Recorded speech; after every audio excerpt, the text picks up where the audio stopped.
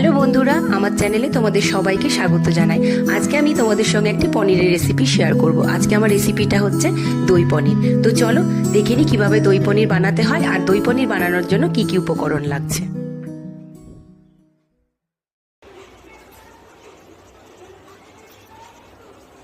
দই পনির বানানোর জন্য এখানে আমি 100 গ্রাম মতন পনির এভাবে ছোট ছোট করে কেটে নিয়েছি।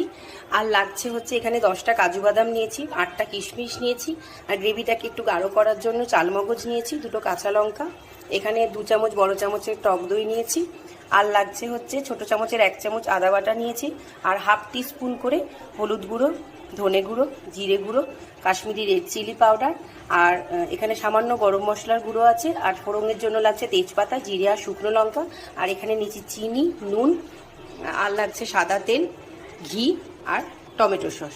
তো চলুন বানিয়ে নিই আজকের রেসিপি দই পনির। প্রথমে আমরা পনিরের মধ্যে একটু সামান্য হলুদ গুঁড়ো, কাশ্মীরি রেড চিলি পাউডার আর সামান্য একটু নুন দিয়ে পনিরটাকে ভালো করে মেখে নিতে হবে। আমরা এখানে একটুখানি কাজু বাদাম, কিশমিশ, চালমগজ এগুলো একটু পেস্ট করে নিচ্ছি, প্লাস তার সঙ্গে একটা কাঁচা লঙ্কা দিয়ে নিচ্ছি।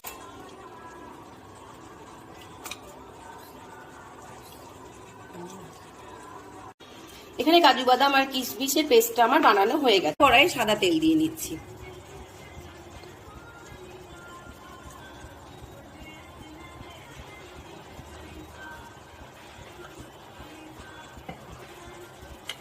এবার আমরা পনিরগুলোকে একটু হালকা করে ফ্রাই করে নেব।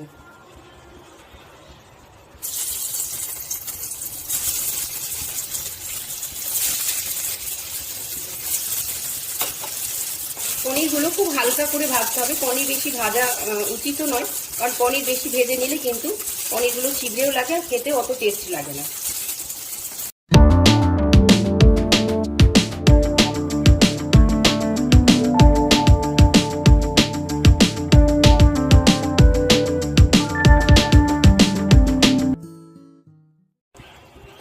ওই তেলে এবার একটু সামান্য ঘি দিয়ে নিচ্ছি।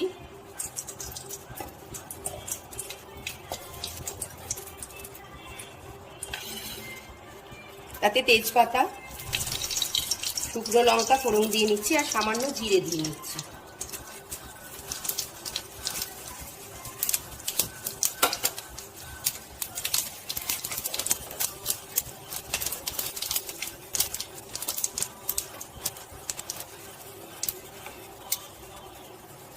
এবার এর মধ্যে দিয়ে নিচ্ছি আদা বাটা।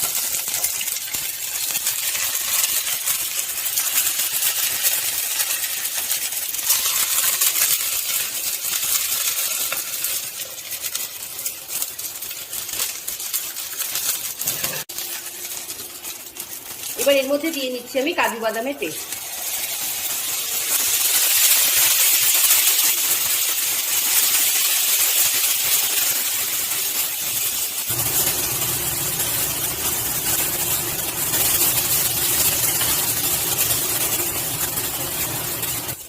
এবার একে একে এই গুঁড়ো মশলাগুলো দিয়ে নিচ্ছি। প্রথমে হলুদ গুঁড়ো, ধনে গুঁড়ো, জিরে গুঁড়ো আর সামান্য একটু কাশ্মীরি রেড চিলি পাউডার দিচ্ছি এখানে।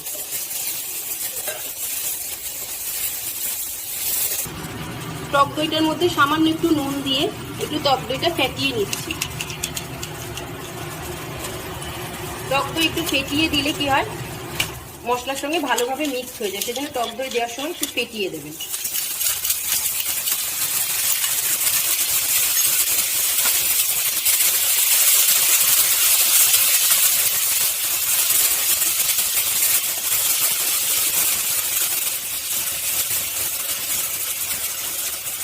এবার এর মধ্যে দিয়ে নিচ্ছি আমি 1 চামচ মতন টমেটো সস।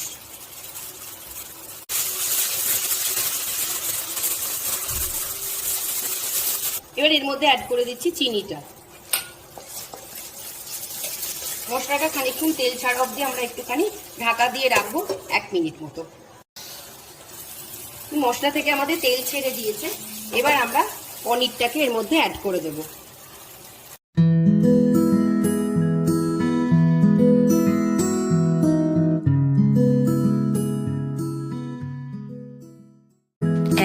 ঢাকা রাখার পর দেখুন এবার পনিরের সঙ্গে মশলাটা ভালোভাবে মিক্সড হয়ে গেছে। এবার এর মধ্যে আমরা জল অ্যাড করে দেবো।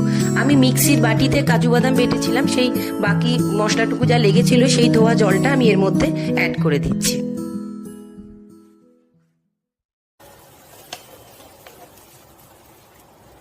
শুকনো লঙ্কাটা আমি এখান থেকে তুলে নিচ্ছি।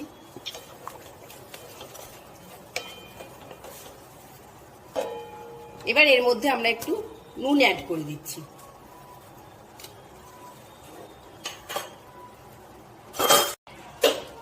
এর মধ্যে দিয়ে নিচ্ছি 2টো কাঁচা লঙ্কা। এবার আমরা এটাকে ঢেকে দিচ্ছি, কম আছে 2 মিনিট রান্না হবে।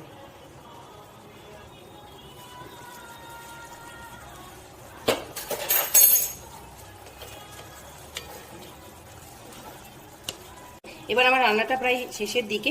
এবার এর মধ্যে আমি অ্যাড করে দেবো একটু গরম মশলা।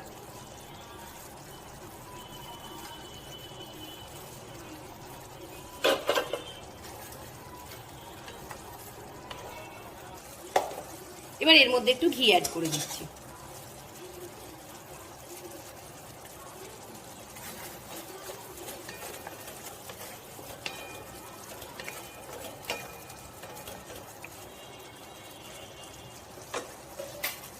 এক মিনিট মতন ঢাকা থাক। রান্নাটা পুরোটাই কিন্তু কম আঁচে হবে, মানে আমরা কালার আনার জন্য একটুখানি সামান্য একটু ঘি নিয়ে নিয়েছি। এর মধ্যে আমরা কাশ্মীরি রেড চিলি পাউডারটা এখানে দিয়ে নিচ্ছি।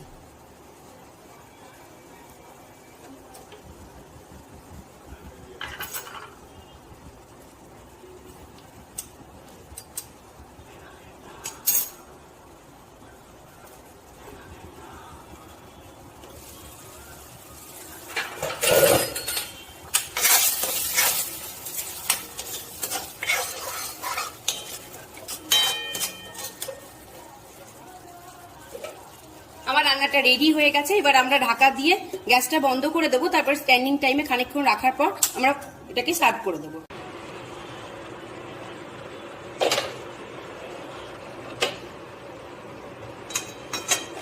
আমার পনিরটা কমপ্লিট। মাই দই পনির ইজ রেডি টু সার্ভ।